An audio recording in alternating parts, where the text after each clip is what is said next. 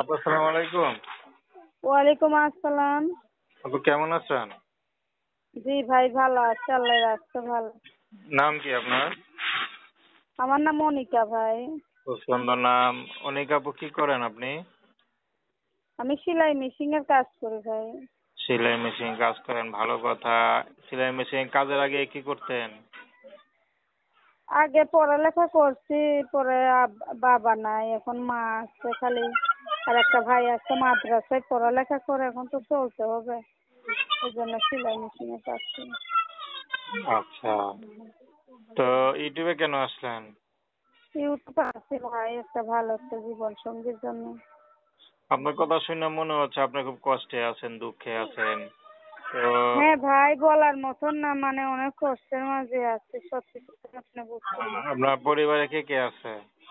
মা আছে আর ভাই আছে, একটা মাদ্রাসায় পড়ে, আর বাবা নাই। আচ্ছা, বাবা নাই তো সংসার কি আপনি চালান?